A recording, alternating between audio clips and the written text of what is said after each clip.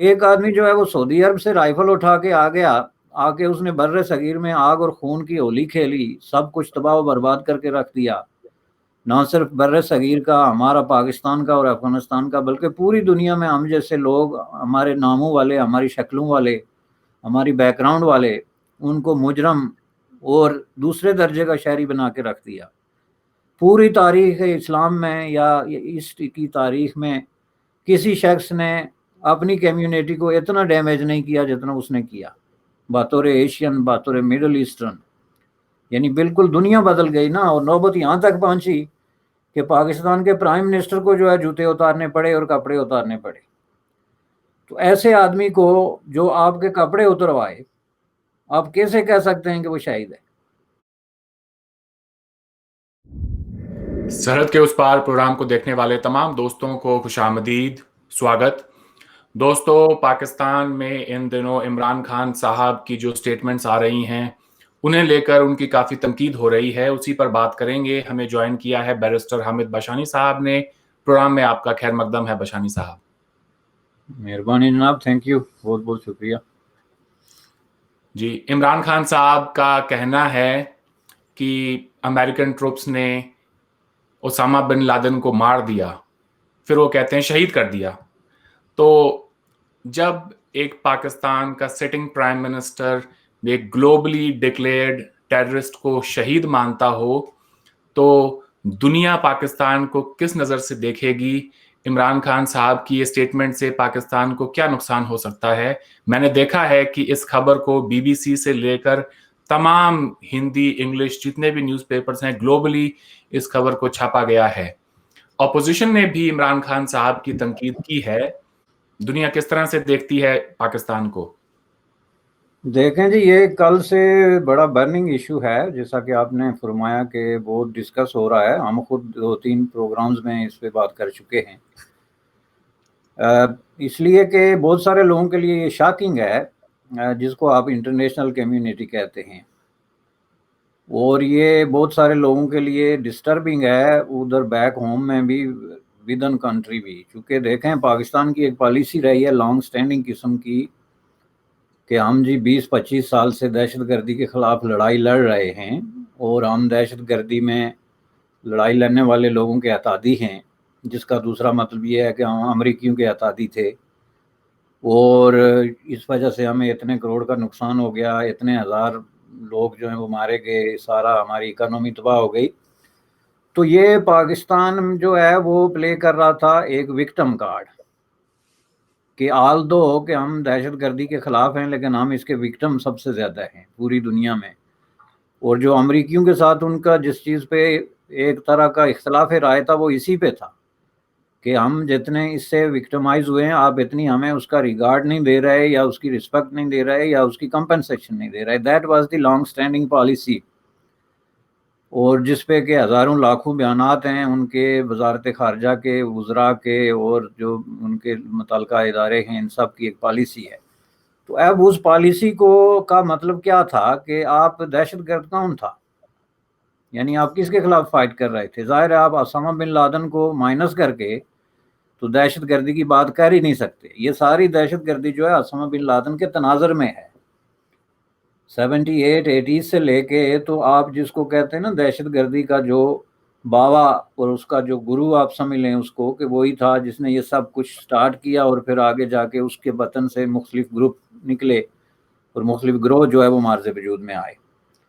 تو آپ جو ہے وہ 20-30 سال بعد جا کے تو اپنی ساری پالیسی کے برعکس ایک سٹیٹمنٹ دیں جس کا مطلب یہ ہے کہ وہ دہشت گرد نہیں تھا، چونکہ دہشت گرد شہید نہیں ہو سکتا۔ آپ اگر اسلام کو، جو اسلامی کلچر یا اسلامک لینگویج ہے، اس کو اگر ایکسپلور کر کے دیکھیں پورے طریقے سے، تو اس میں شہید کے اپنے طریقے ہیں کہ شہید کون ہوتا ہے، جو کہ اللہ کی راہ میں لڑتا ہوا مارا جاتا ہے، اور اس کی ڈیفینیشن خود قرآن میں کی گئی ہے انہی الفاظ میں، کہ جو اللہ کی راہ میں لڑتے ہوئے مارے جاتے ہیں وہ زندہ ہیں، وہ شہید ہیں، لیکن آپ کو ان کا پتہ نہیں ہے۔ تو یہ آپ ایک دہشت گرد کو اس کیٹیگری میں کیسے نہیں ڈال سکتے؟ ظاہر ہے چونکہ اب آپ دہشت گرد جو ہے وہ اللہ کی راہ میں اگر لڑ رہا ہے تو پھر آپ اس کو دہشت گرد نہیں کہہ سکتے، کیونکہ پھر وہ اسلام میں ایک اس کی ڈیفائن شکل ہے۔ تو جب ایک ملک نے آفیشلی ایک بندے کو دہشت گرد ڈکلیئر کیا ہوا تھا اور انفارچونیٹلی وہ اسی سرزمین پہ جو ہے وہ مارا گیا، تو جب مارا گیا تو اس پہ جو جتنا زیادہ ڈرامہ ہوا یا ڈائلاگ ہوا، ان کی بھی یہی پوزیشن تھی کہ یہ ہماری مرضی اور ہماری نظر میں آئے بغیر یہاں پہ چھپا ہوا تھا، ورنہ ہم اس کو گرفتار کر لیتے، اس میں تو ہمارا کوئی ہاتھ نہیں۔ آج تک بھی اس کی صفائیاں جو ہیں وہ پیش کی جا رہی ہیں، اس میں ڈاکومنٹیشن ہوئی ہے ساری۔ اس کے بعد انہوں نے پھر یہ بھی سٹینڈ لیا کہ القاعدہ کے جو باقی لوگ تھے جو انہوں نے اریسٹ کیے، ابھی کچھ اریسٹ ہیں، کچھ کے ساتھ فوج کشی میں مارے گئے، تو وہ ظاہر ہے اس کے پیروکاروں میں سے ہیں۔ تو یہ ایک بہت بڑا کمپلیکس قسم کا ایشو بن جاتا ہے کہ بھائی پھر وہ شہید کیسے ہے۔ تو یہ انہوں نے جو عمران، یہ تو ایک کلیئر بات ہو گئی جہاں تک اسٹیٹ کا تعلق ہے۔ تو جی جہاں تک پرائم منسٹر کے اپنی رائے کا تعلق ہے تو دیکھیں ان کا پرابلم یہ ہے کہ ان کی بہت ساری چیزوں میں کنٹراڈکشنز ہیں، اور یہ ایک اس کی واضح مثال ہے کہ انہوں نے ایک طرف تو یہ بھی رونا رویا نا کہ ہم دہشت گردی کا شکار ہیں، ہمارے ساتھ ظلم ہو گیا، ہمارا یہ ہو گیا، اور دوسری طرف جی وہ شہید ہو گیا۔ تو یہ ایک ہی سانس میں انہوں نے سمجھ لیں کہ ایک بات کر لی جس کی وجہ سے وہ کیا کہتے ہیں کہ بالکل پکڑے گئے، اور اس وجہ سے اپوزیشن سے بھی لے کے باقی جتنے بھی ہے دنیا میں، جیسا کہ آپ نے کہا میڈیا ہے، وہ اس کو تنقید کا نشانہ اس بات پہ بنا رہا ہے۔ چونکہ میں سمجھتا ہوں کہ یہ بہت بڑا بلنڈر ہے جو ان سے ہو گیا تھا، اور بعد میں اس کی ان کو چاہیے تھی کہ وہ اس کی تردید یا تصحیح کر دیتے کہ میری مراد یہ نہیں تھی، کیونکہ اس کی بہت ساری ایکسپلینیشن وہ جو ہے دے سکتے تھے کہ بھائی میں چونکہ ایک مسلمان تھا تو اس لیے میرے منہ سے نکل گیا۔ تو یہ کوئی میں نہیں سمجھتا کہ وہ واقعی شہید ہے، چونکہ شہید جو ہے نا کسی بھی مذہب میں ہے یا وطن میں ہے، اس کا ایک بڑا ایک سیکرٹ قسم کا، اب آپ مثلا بھگت سنگھ کو شہید کہتے ہیں تو اس کا ایک مطلب ہے، جو ہی آپ بھگت سنگھ شہید کہتے ہیں تو اس کا ایک مطلب ہے، لوگوں کے اندر ایک خاص قسم کا احترام اور ایک خاص قسم کا اس کے ساتھ ایک تقدس جو ہے وہ ہے۔ تو یہ لیفٹ صاحب بے شک بطور ہندو یا بطور ہندوستانی، یعنی میں صرف اسلام کی بات نہیں کرتا، اس طرح کرسچن کے اندر جو ان شہید جن لوگوں کو وہ کہتے ہیں جو ان کے ہیروز ہیں، ان کو بھی وہ شہید کا لفظ ہی کہتے ہیں انگریزی میں۔ تو ان میں وہ خاص لوگ ہوتے ہیں جو اپنی وطن کی خاطر یا اپنے عوام کی خاطر لڑتے ہوئے اپنی جان قربان کر دیتے ہیں۔ تو ایک آدمی جو ہے وہ سعودی عرب سے رائفل اٹھا کے آ گیا، آ کے اس نے بر صغیر میں آگ اور خون کی ہولی کھیلی، سب کچھ تباہ و برباد کر کے رکھ دیا، نہ صرف بر صغیر کا، ہمارا پاکستان کا اور افغانستان کا، بلکہ پوری دنیا میں ہم جیسے لوگ، ہمارے ناموں والے، ہماری شکلوں والے، ہماری بیک گراؤنڈ والے، ان کو مجرم اور دوسرے درجے کا شہری بنا کے رکھ دیا۔ پوری تاریخ اسلام میں یا اس کی تاریخ میں کسی شخص نے اپنی کمیونٹی کو اتنا ڈیمیج نہیں کیا جتنا اس نے کیا، بطور ایشین، بطور مڈل ایسٹرن، یعنی بالکل دنیا بدل گئی نا۔ اور نوبت یہاں تک پہنچی کہ پاکستان کے پرائم منسٹر کو جو ہے جوتے اتارنے پڑے اور کپڑے اتارنے پڑے۔ تو ایسے آدمی کو جو آپ کے کپڑے اتروائے، آپ کیسے کہہ سکتے ہیں کہ وہ شہید ہے؟ یعنی دیر از نو ایکسپلینیشن ایٹ آل۔ تو جی اس یہ حوالے بات آپ نے، سے کہ یہ بڑا بلنڈر ہے ان کا۔ جی آپ نے بالکل ٹھیک بات کہی بشانی صاحب، اتنی ڈیپتھ میں شاید بہت ہی کم لوگ ہوتے ہوں جو جا کر اور دیکھتے ہوں چیزوں کو۔ اس میں کوئی دو رائے نہیں ہے کہ 9/11 کے ایک سنگل انسیڈنٹ کے بعد مسلمانوں کو شک کی نظر سے دیکھا جانے لگا پوری دنیا میں، یہاں تک کہ اگر آپ کا نام مسلمانوں کا ہو، اس سے فرق نہیں پڑتا کہ آپ کتنے بڑے سٹار ہوں، سیلیبریٹی ہوں، آپ کو ایئرپورٹ پر ڈیٹین کیا جاتا ہے۔ شاہ رخ خان کو بھی 2-4 بار امریکہ میں ڈیٹین کیا گیا، محض اسی بات کی بنیاد پر کہ ان کا مذہب اسلام تھا۔ تو جس شخص نے پوری قوم کو بدنام کیا، اس کے لیے ایسے لفظ کا استعمال کرنا، شہید کہنا، تو یہ میں سمجھتا ہوں توہین ہے پوری کی پورے قوم کی۔ بڑی آپ نے اچھی بات کہی، لیکن بشانی صاحب میرا اپنا ایک ذاتی اور تجربہ بھی ہے۔ میں نے پاکستان، اس میں توہین ان لوگوں کے بھی ہے جو جن کو وہ کہتے ہیں کہ ہمارا 80,000 آدمی شہید ہوا ہے القاعدہ اور دہشت گردوں کے ہاتھوں، اور اس میں ان کے فوجی بھی شامل ہیں، جس میں ہائی رینکنگ جو ہے لیفٹیننٹ اور اس طرح کے کرنل اور اس ٹائپ کے فوجی بھی، جن کو شہید قرار دے کے باقاعدہ سرکاری پرچم میں دفنایا گیا۔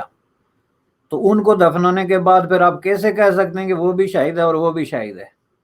اور وہ آرمی پبلک اسکول میں جو آپ کے ہاں بچے وہاں ایگزیکٹلی، پر مارے گئے تھے ان سب کے کی ہاتھوں. توہین ہے، ان سب کی توہین کی آپ نے بہت برے طریقے سے، اور یہ ثابت کرتی ہے یہ چیز کہ جو خان صاحب زبان استعمال کرتے ہیں نا، وہ سوچنے سے بہت کم سوچتے کر بات کر رہے ہیں، اور یہ کوئی پہلی مثال نہیں ہے، بے شمار مثالیں آپ اس کی دے سکتے ہیں. کہیں ایسا تو نہیں کہ وہ اسامہ بن لادن کو شہید کہہ کر پاکستان میں ایک خاص طبقے کو جو کہ آج بہت بڑا ہے اسے پلیز کرنے کی کوشش کر رہے ہوں؟ نہیں، بات تو یہ بھی بہت زیادہ ہے، لیکن میں اس کی طرف اس لیے نہیں آیا کہ کل ہی ایک پروگرام میں نے یہ بات کی تھی، تو میں نے یہ کہا تھا کہ عمران خان صاحب کی جو اٹھان ہے اور جو ان کی بنیاد ہے، یعنی دہرانا میں نہیں چاہتا، لیکن یہ چونکہ ایک ڈیفرنٹ پروگرام ہے، ممکنہ آڈینس بھی تھوڑے ڈیفرنٹ ہیں تو میں دہرا دیتا ہوں. یہ بنیادی طور پہ طالبان سے متاثر آدمی رہے ہیں اپنی ایام جوانی میں، عہد شباب جس کو آپ کہتے ہیں. اس وقت یہ علاقہ جو ہے جہاں پہ یہ علاقہ غیر ہم اس کو کہتے تھے، علاقہ غیر ہم اس کو اس لیے کہتے ہیں کہ اس علاقے میں اس وقت کوئی قانون، کوئی آئین، کوئی سویلائزیشن کی وہ شکلیں نہیں تھی جو پاکستان میں ہیں. یعنی لوگ اپنے رسم و رواج کے مطابق زندگی گزارتے ہیں، اسلحہ رکھا ہوا ہے، شراب بک رہی ہے، چرسیں پی رہے ہیں، کباتیں بہت ساری ہیں، اور وہاں پہ حکومت کا بھی ڈائریکٹ اس طرح کا رول نہیں تھا. تو یہ اس سے بڑے متاثر تھے، اور انہوں نے ایک کتاب بھی اس پہ لکھی ہوئی ہے، بہت لوگوں کو نہیں پتا، جس میں کہ انہوں نے یہ علاقہ غیر کا جو قبائلی کلچر ہے اس کو دنیا کا بہترین کلچر جو ہے وہ قرار دیا. And I was shocked at that point of time. Probably I was in graduation جو ہوتی ہے، بیچلر آف آرٹس کا اسٹوڈنٹ تھا میں کالج میں.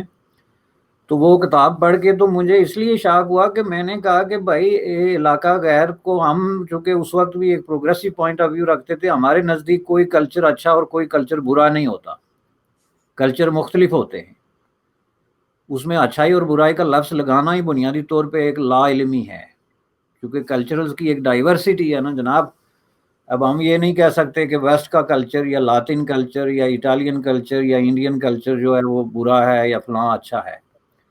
ہم وہ مختلف رنگ ہیں انسانی زندگی کے.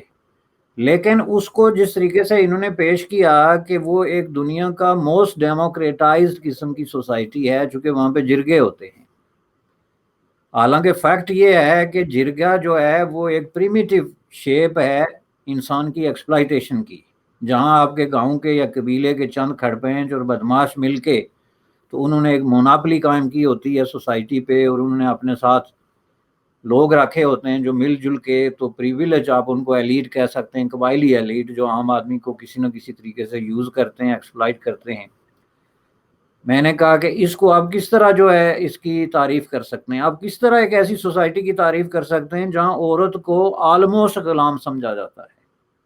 یعنی سلیوری کی جو اوریجنل ڈیفینیشن اور شکل ہے اس میں وہاں عورتیں اس وقت زندگی گزارتی تھی. اب ممکن ہے کوئی تبدیلی آ گئی ہو کہ عورتوں کو جس طریقے سے پردے میں بٹھایا جاتا ہے وہاں زبردستی، جس طریقے سے ان پہ ظلم و تشدد کیا جاتا ہے، جس طریقے سے ان کی توہین کی جاتی ہے، اور جس طریقے سے ان کو سوسائٹی کی جو کلیکٹیو ایکٹیویٹی ہے اس سے باہر رکھا جاتا ہے، یعنی دیواروں میں بند کر کے، تو اس کو آپ کیسے کہہ سکتے ہیں کہ یہ ایک ڈیموکریٹک یا سیویلائز سوسائٹی ہے. اس کے بعد پھر آگے اس کے مختلف لیئرز. اب یہ انہوں نے اس وقت کتاب لکھی، پھر اس کے بعد جب طالبان کا ان کے ساتھ بیٹھ کے یہ فوٹو بنواتے رہے، ان کی رائفلیں اٹھا کے، ان کی ٹوپیاں پہن کے، اس کے بعد خان صاحب کا ایک اگلا سفر شروع ہوا جب انہوں نے کھل کے تو طالبان کی حمایت میں تقریریں شروع کر دی، جب ڈائلاگ کے آڑ میں، کہ جب آپ یہ کہیں کہ دہشت گرد سے ڈائلاگ کرو تو اس کا مطلب کیا ہوتا ہے کہ آپ کو دہشت گرد سے کوئی ہمدردی ہے تھوڑی بہت. اب میں مثلا کشمیر میں ڈائلاگ کی بات کرتا ہوں، مطالبہ کرتا رہا ہوں پوری زندگی کہ کشمیر میں ڈائلاگ کیا جائے، لیکن میں نے کبھی یہ نہیں کہا کہ وہاں دہشت گردوں سے ڈائلاگ کیا جائے. میں نے یہ کہا کہ وہاں جو پالیٹیشنز ہیں، سول سوسائٹی ہے، اس کے ساتھ ڈائلاگ کر کے مسئلہ ریزالو کیا جائے. ملیٹنٹوں کے ساتھ آپ جو کر رہے ہیں وہ ایک الگ بحث ہے، اس میں ہم نہیں کہتے کہ آپ ان کو بھی جا کے مذاکرات میں بٹھا دیں. جی جی جی عمران خان صاحب کا جو شروع سے ہی کنسرن رہا ہے وہ یہ ہے کہ ہم اپنی فورس کو اپنے لوگوں پر استعمال نہ کریں. تو وہ یہ کہہ رہے ہیں کہ ہماری آرمی جو ان ٹرائبل ایریاز میں آپریشن کرتی ہے وہ ہمیں نہیں کرنا چاہیے. ہمیں ایسٹ پاکستان میں جو ہوا اس سے سبق لینا چاہیے.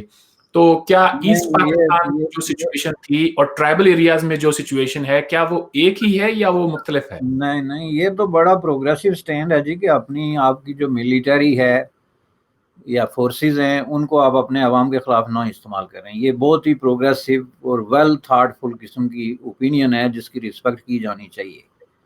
But that is not the case.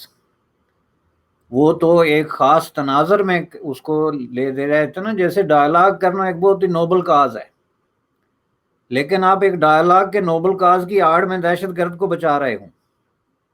اس طرح اپنی ملٹری کو اپنے عوام کے خلاف یوز کرنا بہت ہی خوفناک اور خطرناک قسم کی کام ہے. تو اس کو آپ دہشت گردوں کو بچانے کے لیے یہ ٹیگ استعمال کر رہے ہوں تو یہ بات نہیں. ان کا بالکل ڈیفرنٹ تھا. اس کا نقطہ نظر ان کا یہ تھا کہ یہ بہت اچھے لوگ ہیں، یہ ایماندار لوگ ہیں، بڑے اسٹریٹ فارورڈ لوگ ہیں، اور یہ اپنی حقوق کی لڑائی لڑ رہے ہیں جو بھی ہے. امریکیوں نے مداخلت کی ہوئی ہے وغیرہ وغیرہ. تو اس لیے جو ہے ان کو اس طرح نہ کیا جائے. اس میں وہ میں نہیں سمجھتا کہ اتنا پروگریس ہی. دوسرا ان کا پرابلم یہ ہے نا کہ عمران خان صاحب جو ہے نا آکسفورڈ سے پڑھا ہونا ایک دوسری بات ہوتی ہے، اور ایک ہوتی ہے آپ کی ایک سسٹمیٹک قسم کی اسٹڈی جہاں آپ چیزوں کو سمجھتے ہیں، ایک مختلف ہسٹوریکل پرسپیکٹیو میں رکھ کے دیکھتے ہیں اور ان کو کنکلوڈ کرتے ہیں.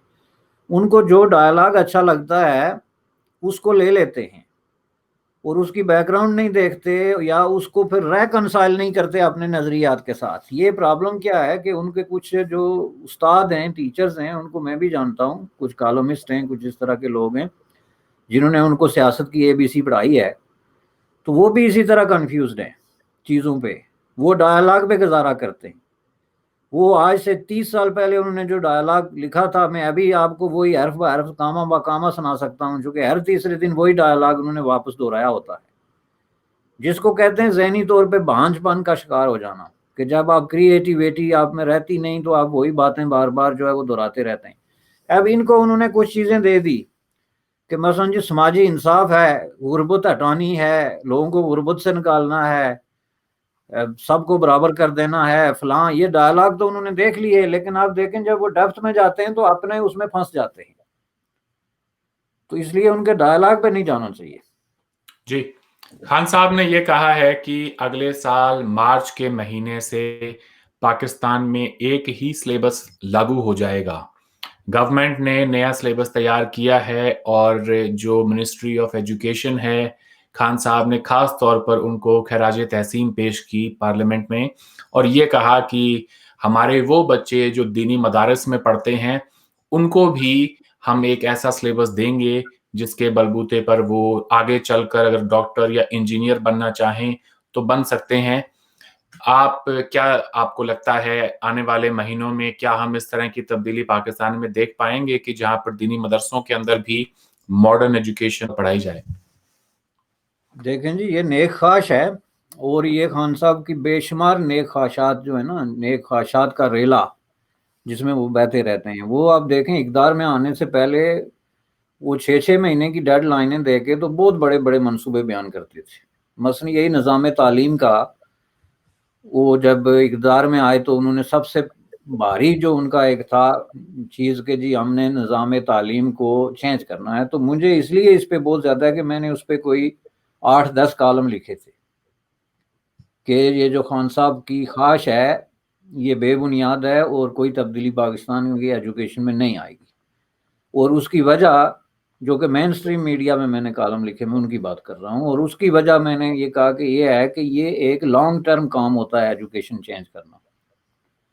ایجوکیشن چینج کرنے کے لیے آپ کو پہلے اوپر سے شروع کرنا پڑتا ہے، ٹیچر ٹرین کرنے پڑتے ہیں، سلیبس بدلنے پڑتے ہیں، اس کے بعد ایک پروسیس میں جا کے 10-12 سال بعد آپ کے پاس ایک پروسیس سٹارٹ ہوتا ہے. تو پروسیس سٹارٹ ہونے کے بعد پھر ایک جنریشن آپ کو چاہیے، ایٹ لیسٹ 17 سال آپ کو چاہیے جب جا کے لوگ کالج سے یا یونیورسٹی سے نکلیں گے، یعنی قاعدے سے لے کے. تو یہ 6 مہینے میں اس کو کیسے بدلیں گے؟ یعنی وہی وشفل تھنکنگ جس کو آپ کہتے ہیں. اب آپ دیکھیں 2 سال گزر کے تعلیم کا بیڑا پہلے سے بھی کہیں زیادہ غرق ہوا. عمران خان صاحب نے اس باب میں ایک سنگل سٹیپ بھی نہیں اٹھایا اب تک. تو مارچ میں وہ زیادہ مجھے لگتا ہے، میں نے ابھی وہ پڑھا نہیں ہے جو ڈرافٹ انہوں نے کو بنایا ہے، لیکن میں آپ کو بتا دوں وہ کریں گے کیا.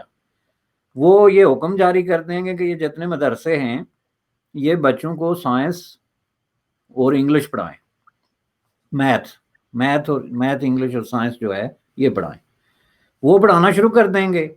لیکن دیکھیں پاکستان کے ہر سرکاری اسکول میں میتھ انگلش کمپلسری ہے، پڑھائی جاتی ہے، لیکن دنیا بھر میں سب سے زیادہ ناقص نظام تعلیم اگر اس کرۂ ارض پہ ہے تو وہ پاکستان میں ہے۔ اب یہ نہیں کہ آپ یہ پڑھا رہے ہیں تو ایک دم ٹھیک ہو جائے گا، وہ مدرسوں میں وہ ٹیچر وہی ہوں گے، مولانا حضرات یا ان کے پیروکار، اور اسی طرح کے جو ہے جو لوگ ہیں ایک خاص مینٹالٹی کے لوگ ہیں جو سائنس سے نفرت کرتے ہیں، جو میتھ سے خوفزدہ ہیں، جو انگلش کو ظاہر ہے ایڈس کی نظر سے دیکھتے ہیں، تو اس سے بس ٹھیک ہے، وہ تھوڑا ایک اس میں ہو جائے گا کہ جی ہم نے تو ایک ہی سب کے لیے نصاب رکھ دیا، لیکن اس کا کوئی رزلٹ نہیں نکلے گا۔ یہ میں ایڈوانس بتا رہا ہوں آپ کو، چونکہ دیکھیں جو دنیا بھر میں پہلی بات یہ ہے کہ جو یہ بات ہی غلط ہے کہ ساری ایجوکیشن یکساں ہونی چاہیے۔ ساری ایجوکیشن کہیں بھی دنیا میں یکساں نہیں ہے، اس کے اندر بھی مختلف قسم کی چیزیں، کوئی بڑے سے بڑا چھوٹے سے چھوٹا ملک آپ دیکھ لیں، ہندوستان میں دیکھ لیں، کینیڈا میں دیکھ لیں، سویڈن میں دیکھ لیں، مختلف قسم کے اسکولنگ سسٹم ہیں۔ ہمارے ہاں جو ہے کیتھولک اسکول سسٹم ہے، ہمارے ہاں جو ہے وہ سیکولر سرکاری جو ہے اسکول سسٹم ہے، ہمارے ہاں اسلامک جو ہے اسکول سسٹم ہے، ہمارے ہاں کرسچن بیسڈ جو ہے وہ فار مین اور ویمن الگ الگ اسکول سسٹم ہے۔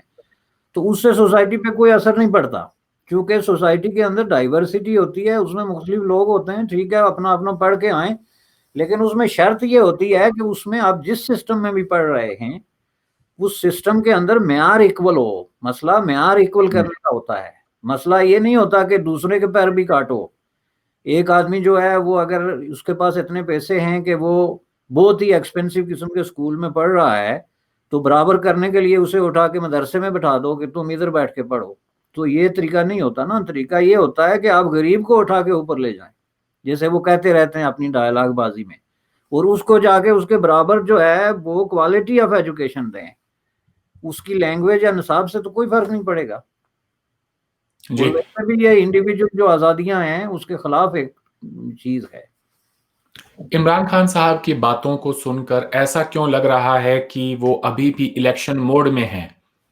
انہیں اس بات کا احساس ہونا چاہیے کہ اب وہ سٹنگ پرائم منسٹر ہیں، یہ تو وقت تبدیلی لانے کا ہے، نہ کہ آپ وہ باتیں کہیں جو آپ پچھلے 10 سال سے کہتے آ رہے ہیں۔ اب ان پر عمل کرنے کا وقت ہے۔ کیا آپ کو ایسا فیل ہو رہا ہے کہ ابھی بھی وہ الیکشن کے ہی گھوڑے پر سوار ہیں؟ نہیں جی، الیکشن کمپیننگ سے بھی پہلے کی، بلکہ میں کہوں گا کہ جب وہ جو ہے نا وہ اسٹرگل میں تھے پارٹی بنانے کی، تو لوگوں کو دھمکیاں دے کے، گالیاں دے کے، مذاقیں اڑا کے اور بے بنیاد قسم کے دعوے کر کے، جن کا چونکہ کسی کے آگے آپ نے جواب دہ ہونا نہیں، اقتدار آپ کے پاس ہے نہیں، اور یہ کہنا کہ جی ہم ہوتے تو یہ کر دیتے اور ہم ہوتے تو یہ نہ ہوتا، حالانکہ ان کے ہوتے ہوئے جو ہو رہا ہے وہ تو پاکستان کی تاریخ میں کبھی نہیں ہوا۔ یعنی سب سے جو ہے وہ فلاپ قسم کی جو گورنمنٹ ہے، پالیسیز کے اعتبار سے، سمتوں کے اعتبار سے، ڈائریکشن جو ہے اس کی کوئی نہیں ہے، ڈیلیوری کوئی نہیں ہے، کوئی منصوبہ ہی نہیں ہے۔ ایک تو ہوتا ہے نا، ٹھیک ہے آپ آئیں تو ایک 5 سالہ منصوبہ بنا کے پیش کریں، جی یہ ہمارے اہداف ہیں، 5 سال میں یہ ہم کمپلیٹ کر کے رکھ دیں گے۔ انہوں نے آگے کہا ہم تو 3 مہینے میں یہ پاکستان کو نیا بنا کے رکھ دیں گے، اور یہ ایک فراجولنٹ قسم کا پروسیس ہوتا ہے جس میں آپ لوگوں کو 3 مہینے کی ویٹ لسٹ پہ رکھتے ہیں کہ پتہ نہیں کیا ہونے والا ہے، اور ہوتا کچھ بھی آپ نے سٹارٹ ہی نہیں کیا۔ آپ مجھے ایک شعبہ بتا دیں کہ جس میں انہوں نے سٹارٹ کیا ہو۔ یہ جو کرپشن پہ وہ دعوے کر رہے ہیں، یہ کرپشن تو یہ تو ایک طرح کا ذاتی انتقام بن گیا، جس میں اب جج بھی خود تسلیم کرتے ہیں اور لائرز کمیونٹی بھی تسلیم کرتی ہے کہ اس کے اندر کوئی انصاف نام کی تو چیز ہے ہی نہیں، یہ تو لوگوں کو ذاتی طور پہ جو ہے وہ وکٹمائز کیا جا رہا ہے۔ تو باقی کون سی فیلڈ ہے جس میں کوئی تبدیلی آئی ہے؟ مجھے تو نظر نہیں آتی۔ جی، خان صاحب کا یہ کہنا ہے کہ کورونا وائرس سے ڈیل کرتے ہوئے ان کی آپ کوئی بھی پرانی سٹیٹمنٹ اٹھا کر دیکھ لیں، ان کا پہلے دن سے ہی یہ موقف رہا ہے کہ وہ لاک ڈاؤن کے حق میں نہیں تھے۔ وہ بار بار ہندوستان کی مثال بھی دیتے ہیں اور انڈیا کی عوام کو بھی ایڈریس کرتے ہیں۔ اس مٹی کو کم سے کم ایک تو مانتے ہیں۔ انہوں نے یہ بھی کہا کہ یہ جو ہمارا بر صغیر ہے اس میں ہمارے یہاں پر حالات بہت ہی مختلف ہے. ہم یہاں پر لاک ڈاؤن امپوز نہیں کر سکتے جس طرح سے کہ ویسٹرن کنٹریز نے کیا ہے یا پھر یورپ نے کیا ہے. اور وہ ہندوستان کی مثال دیتے ہوئے کہتے ہیں کہ انڈیا نے لاک ڈاؤن کیا, اب دیکھیں ان کے یہاں پر کیسز کتنے بڑھ رہے ہیں, اور اب تو لاک ڈاؤن بھی انہوں نے کھول دیا ہے. وہ کہتے ہیں پاکستان میں بھی میں پہلے دن سے ہی ہماری صوبائی حکومتوں کو کہہ رہا ہوں کہ لاک ڈاؤن حل نہیں ہے ہمارے مسئلے کا. اور میری آپ کوئی بھی اسٹیٹمنٹ اٹھا کر دیکھ لیں, آج تو سوشل میڈیا میں وہ ساری اسٹیٹمنٹس اویلیبل ہیں. میری ایک اسٹیٹمنٹ آپ بتائیں جس میں کہ کوئی کانٹرڈکشن ہو, اس میں کوئی تضاد نہیں ہے. آپ کیا کہیں گے وہ لوگ جو سارے دن عمران خان صاحب کی ویڈیو کلپس چلاتے ہیں بیفور اور آفٹر کی, مجھے وہ تو اس میں تو وہ تصویر بالکل صاف ہو جاتی ہے. پھر خان صاحب کو ایسا کیوں لگتا ہے کہ ان کی طرف سے جو سٹیٹمنٹس آئی ہیں ان میں کانٹرڈکشن نہیں ہے؟ یہ ان کو باقاعدہ لگتا ہے, جس کو کہتے ہیں نا سیلف ڈیسیپشن, کہ بعض اوقات بندہ جھوٹ بول رہا ہوتا ہے لیکن وہ سچ سمجھ کے بول رہا ہوتا ہے. میں نے ایسے کئی لوگ دیکھتے کہ ان کو پورا یقین ہوتا ہے کہ یہ سچ ہے, جھوٹ نہیں ہے.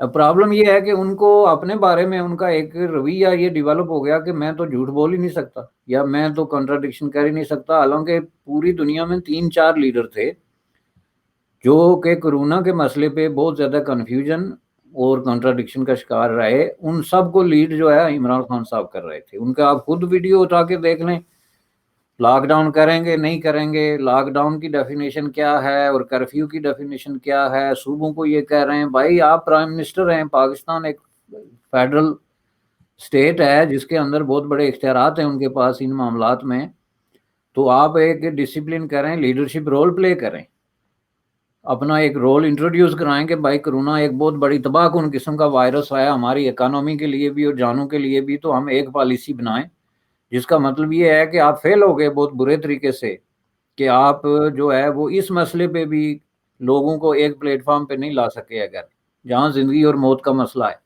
یہ بالکل اسی طرح ہے نا جیسے کوئی فوج آپ پہ حملہ کر دے. What is the difference between کوئی فوج آپ پہ حملہ کرے اور کورونا آپ پہ حملہ کرے؟ دونوں صورتوں میں آپ کی جانیں بھی ضائع ہوتی ہیں اور آپ کی معیشت بھی تباہ ہوتی ہے. یہی بات ہے نا, کوئی اور فرق ہے؟ تو وہ پھر آپ اگر کوئی فوج آپ پہ حملہ کرے تو آپ اس کے خلاف آگے جناب جو ہے وہ بائیں کھول لیں کہ آئیں ہم آپ کو گلے لگاتے ہیں, ہم نہ چھپتے ہیں, نہ مورچہ بند ہوتے ہیں, نہ ہتھیار اٹھاتے ہیں. تو what you are going to do? آپ اس کو مطلب ہے ویلکم کر رہے ہیں نا. انہوں نے کورونا کو ویلکم کیا. پھر جب لوگ مرنا شروع ہو گئے اور لوگ ضائع ہونا شروع ہو گئے سب کچھ, تو پھر انہوں نے جی بند کر دیں, جی وہ یہاں بند کر دیں, وہ چھٹی کر دیں. That was a great confusion on his part. یہ میں آپ کو بتا دوں جس طرح برازیل میں ہوا ہے کہ ان کا بھی اسی طرح کا ایک ڈل مل یقینی تھی, کلیئر پالیسی نہیں تھی, تو اب دنیا میں سب سے زیادہ لوگ جو ہے وہاں بیمار ہونا اور مرنا شروع ہو گئے. یہ دیکھیں جن لوگوں نے لاک ڈاؤن کیا, اب اس پہ جو بحث کرے گا میں سمجھتا ہوں کہ وہ پھر وہی سیلف ڈسیپشن ہے, اور حقیقت جو آپ کے بالکل سامنے کھڑی ہے اس سے انکار ہے. دنیا میں جو 3-4 کامیاب ملک ہوئے جنہوں نے 100% اس کو ویڈ آؤٹ کیا, اس میں آپ کا نیوزی لینڈ بھی سر فہرست ہے. تو وہ لاک ڈاؤن کے بغیر ایسا کر سکتے تھے. کوریا جو ہے جو چین کے اتنے قریب ہے اور اتنی زیادہ ان کی آمد و رفت اور دوسرے معاملات ہیں, وہاں پہ انہوں نے اس کو ویڈ آؤٹ کیا تو کس طریقے سے کیا؟ لاک ڈاؤن سے کیا نا. گریک جو ہے گریس, وہاں پہ جو ہے انہوں نے ایک یورپ کے بالکل سینٹر میں جہاں چاروں طرف اتنے برے طریقے سے لوگ مر رہے تھے, وہاں انہوں نے اس کو قابو پایا اور اب انہوں نے اس کو اوپن کر دیا. تو اس کے پیچھے بھی لاک ڈاؤن ہے. لاک ڈاؤن کے علاوہ اس کا کوئی طریقہ ہی نہیں ہے, چونکہ بھائی ایک سوسائٹی میں 10-20 آدمی بیمار ہیں تو آپ ان کو دوسرے لوگوں سے الگ کریں گے تو تب جا کے وائرس دوسرے پہنچنے سے رکے گا, جس کی کوئی ریمیڈی نہیں ہے, کوئی ویکسینیشن نہیں ہے. تو آپ کے پاس کیا راستہ ہے پھر؟ تو یہ کہنا کہ میں اس کے حق میں نہیں ہوں, تو متبادل بتائیے پھر. جی, آج کا جو پورا پروگرام ہے وہ عمران خان صاحب کے اوپر ہی ہے. انہوں نے جو اسپیچ دی پارلیمنٹ میں اس میں بہت ساری باتیں, بہت سارے سوال کھڑے کر دیے ہیں. خان صاحب نے کہا کہ جب میں امریکہ سے ہو کر آیا تو میں نے کشمیر کے مسئلے کو پوری دنیا کے سامنے اٹھایا. نیو یارک ٹائمز جیسے اخبار کو میں نے بتایا کہ مودی اور RSS کے کیا ان کے منصوبے ہیں اور یہ کس طرح کی ایک ریڈیکل آرگنائزیشن کے حصے دار ہیں. وہ کہتے ہیں میں جب واپس آیا پاکستان میں تو اس موومنٹ نے اور زور پکڑنا چاہیے تھا, مگر میرے خلاف کنٹینر والے آ گئے اور انہوں نے دھرنا دے دیا کہ ایز اف مجھے ہٹا ہی دیں گے. اب جب وہ سارے واپس چلے گئے ہیں اور آپ دیکھنا آنے والے مہینوں میں کس طرح سے کشمیریوں کا کیس لڑتے ہیں. اور انہوں نے یہ بھی کہا کہ ہندوستان میں آپ دیکھنا جیسے یہ لاک ڈاؤن ختم ہوگا اور کشمیر میں تھوڑے حالات ٹھیک ہوں گے، اس کے بعد وہاں پر بھی آزادی کی تحریک کے لیے ایک بہت بڑی ایک موومنٹ کھڑی ہوگی. آپ کیا دیکھتے ہیں عمران خان صاحب اس علاقے میں امن تو لانے کی کوشش نہیں کر رہے، مجھے لگتا ہے وہ پرووک کر رہے ہیں نہ صرف کشمیریوں کو بلکہ اس پورے خطے کے لوگوں کو. نہیں، یہ تو اس حوالے سے تو وہ ایٹ لیسٹ جو پاکستان کے ان سے پہلے کے حکمران ہیں ان کے ساتھ ایک کنسسٹنسی کی پالیسی ہے کہ پاکستان کی ہمیشہ روایتی طور پہ یہی پالیسی رہی کہ وہ دن آ گیا، وہ دن آنے والا ہے، وہ دن آ کے رہے گا جب یہ ہو جائے گا، کشمیر آزاد ہو جائے گا. تو یہ کہہ کے تو انہوں نے کشمیریوں کو مروا کے، تو یہ جتنا میں سمجھتا ہوں کہ اس وجہ سے کشمیریوں کو مار پڑی ہے، اتنا ان کی اپنی حرکات کی وجہ سے نہیں پڑی. چونکہ آپ جو ہے نا ایک رسپانسیبل قسم کی سیٹ پہ بیٹھے ہوئے ہیں اور آپ وہاں سے ہو کے تو جب عوام سے کمیونیکیٹ کرتے ہیں تو عوام اس کو بڑا سیریس لیتے ہیں. حکمران طبقات کی خواہ وہ کتنے ہی گئے گزرے ہوں، ان کی بات کو عوام بڑی سیریس لیتے ہیں. اور یہ جو انہوں نے ہائپ کریٹ کی ہوئی تھی گزشتہ 60-70 سالوں سے، تو جب یہ لاک ڈاؤن ہوا تھا کرونا سے پہلے والا لاک ڈاؤن سری نگر میں، تو وہاں پہ یہ کہانیاں مشہور تھی کہ جی عورتیں دروازے کھول کھول کے دیکھتی ہیں کہ پاکستانی آرمی کہاں سے آ رہی ہے اور اس موڑ سے داخل ہو رہی ہے، ابھی دیکھیں گے کہ اس گھر سے نکل رہی ہے. وہ تو بالکل اس طرح بیٹھے ہوئے تھے کہ یہاں پاکستانی فوج آئے گی ہمارے ساتھ اگر کوئی ایسی حرکت ہوگی. تو یہ آپ لوگوں نے ان لوگوں کے ساتھ بہت بڑا فراڈ کیا، ان کو فراڈ کر کے مروایا کہ جب ایکچولی آپ کو مار پڑنی شروع ہوگی تو ہم کہیں شو نہیں ہوں گے. بلکہ اس وقت تو خان صاحب جو ہے وہ بالکل ایک نئے اس پہ چڑھ گئے بانس پہ. تو انہوں نے کہا کہ جی یہاں اس طرف بھی اگر کوئی حرکت کرے گا تو وہ ہمارا دشمن ہے اور وہ غدار ہے اور ہم اس سے نپٹ لیں گے. ادھر تو چھوڑیں، ادھر تو انہوں نے کسی کو نہیں کہا کہ آپ جلوس نکالیں یا کچھ کریں، ہم آپ کے ساتھ ہیں، بلکہ اپنے لوگوں سے انہیں لڑنا شروع کر دیا کہ آپ کیا چاہتے ہیں کہ ہم لڑائی لڑیں. پہلے یہ ایک ایگریسو پوسچر بنایا اپنے لوگوں کے خلاف کہ آپ ہمیں کیا سمجھتے ہیں ہم لڑائی لڑیں، اور پھر ہندوستان کے ساتھ جو رویہ اختیار کیا وہ خوف اور معذرت کا رویہ تھا. اور خوف اس قدر کہ نہیں جی کچھ نہیں کرنا، ہندوستان اس کو جو ہے وہ بہانہ بنا کے ہم پہ چڑھائی کر دے گا. یہ پاکستان کی تاریخ میں کبھی ہوا ہی نہیں ہے. پاکستان ایک آکش قسم کا ملک جانا جاتا رہا ہے ہر دور میں کہ جی ہم لڑے دیں گے، ہم مر دیں گے، ہم مار دیں گے، ہمارے پاس بم ہے، ہمارے پاس یہ ہتھیار ہے. انہوں نے تو لوگوں کو ڈرا کے بالکل چپ کرا دیا کہ آپ لے اگر تو انڈیا جو ہے وہ پتہ نہیں آزاد کشمیر لے لے گا ہم سے. اب بھی یہی کیفیت ہے. یہ پینترے بدل بدل کے لوگوں کو مس گائیڈ اور گمراہ کرتے ہیں. اگر میں یہ کہتا ہوں کہ ہندوستان جو ہے وہ پورا کشمیر وہاں سے فزیکلی اٹھا کے، وہ تو خیر اس میں آئینی قانونی تبدیلیاں کرتے ہیں نا، لیکن وہ اگر اس کو فزیکلی اٹھا کے کہیں اور کسی ریاست میں ڈال دے تو انہوں نے دوسری بات نہیں کرنی، کر ہی نہیں سکتے، ہے ہی نہیں ان کے پاس کچھ، نہ وہ گٹس ہیں، نہ وہ قوت ہے، نہ وہ فائنینشیل سٹینڈنگ ہے، نہ وہ کریڈیبلٹی ہے، نہ انٹرنیشنل کمیونٹی میں ان کا کوئی جو ہے وہ کوئی پوچھنے والا ہے. تو کیا حل کر دیں گے کشمیر کا مسئلہ اور کیا مدد کر دیں گے کشمیریوں کی؟ ذرا کین یو ٹیل می کہ اب کیا کر دیں گے سوائے ان کو برباد کرنے کے؟ 3 نسلیں جو ہیں ان کی برباد ہوئی ہیں اس انتظار میں. بھائی ان کو اپنا کام کرنے دو. ان کو باندھ کے رکھا ہوا ہے آپ نے ایک جعلی قسم کے وعدے کے ساتھ کہ ہم آج اقوام متحدہ میں جائیں گے. کیا کریں گے اقوام متحدہ میں؟ مسئلہ کشمیر ہے ہی نہیں. انہوں نے اپنی کتابیں 50s میں بند کر دی تھی. وہ جی متنازع ہے، جی ہم یہ اس کو خط لکھ رہے ہیں. یہ سب فراڈ ہے. اور یہ فراڈ اس لیے بھی ہے کہ کشمیری بھی جان بوجھ کے اپنے آپ کے ساتھ فراڈ کرا رہے ہیں، اور ان کے کچھ جعلی قسم کی جو لیڈرشپ ہے وہ بھی اس فراڈ کا حصہ ہے. اور انہوں نے لوگوں کو لارا دیا ہوا ہے دے کے، تو وہ اپنے بزنس کھولے ہوئے ہیں، پیسے بنا رہے ہیں، اپنے معاملات سیدھے کر رہے ہیں، اور عام آدمی بیچارہ جو ہے وہ مصائب اور علائم کا شکار ہے. بات اصل میں یہ ہے، and it's a great tragedy. یہ المیہ ہے وہاں کے لوگوں کے ساتھ. جی ایک آخری سوال، آپ نے بھی سنا ہوگا عمران خان صاحب بار بار فالس فلیگ آپریشن کی بات کرتے ہیں. کل شاہ محمود قریشی صاحب نے بھی रॉयटर्स को आपने एक दिए इंटरव्यू में कहा कि हिंदुस्तान हमारे ऊपर फॉल्स फ्लैग ऑपरेशन कर सकता है, जैसे कि उन्होंने माजी में किए हैं।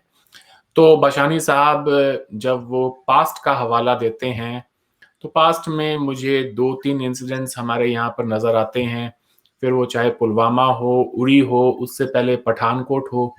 क्या ये सारे फॉल्स फ्लैग ऑपरेशंस थे? नहीं, ये तो उनको फॉल्स क्लेम ऑपरेशन कहते हैं, फ्लैग ऑपरेशन, और ये उनकी राय है। लेकिन ये चीज़ भी जो मैंने अभी अर्ज़ किया ना कि ये हिंदुस्तान से बहुत ज़्यादा डर गए हैं और खौफ का शिकार हैं, और उनको ये खौफ है कि वाकया हिंदुस्तान कोई ऐसी मनसूबाबंदी कर रहा है। तो खौफ जब हद से ज़्यादा बढ़ जाए तो बंदा खुद भी खौफजदा होता है और फिर वो दूसरों को डराता है। साथ में वो जो है वो डरा रहे हैं अवाम को, और एक माहौल ऐसा क्रिएट कर रहे हैं खौफ और हरास का, ताकि उनकी तरफ कोई तवज्जो ना जाए। चूँकि इस तरह की चीज़ों में तो फिर हुक्मरानों का सबसे बड़ा चीज़ जो है वो ये होती है कि हम इस तरह की बातें फैला के तो अपने लिए एक बिल्कुल ही जो है वो एक स्मूथ किस्म का सेल ले लें, और लोग इस तरह के मुख्तलिफ किस्म के जो है वो तफक्रात में फंसे रहें।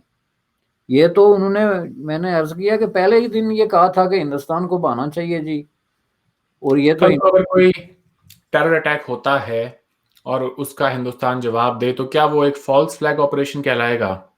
इन्होंने जिस तरह से माहौल बनाया है, ये तो कह देंगे कि हम तो एक साल से ज्यादा वक्त हो गया है बोल रहे हैं कि हिंदुस्तान कोई फॉल्स फ्लैग ऑपरेशन कराएगा, और हिंदुस्तान में अगर कोई भी टेरर एक्टिविटी होती है, would that be classified as a false flag operation? हाँ, चूँकि वो ये कह के बरिया ज़िम्मा होना चाहते हैं ना, चूँकि उनको पता है कि टेररिस्ट जो हैं वो स्टिल अपनी जो है वो एक्टिविटीज़ में मसरूफ़ हैं, और किसी वक्त भी कोई ऐसा काम हो सकता है।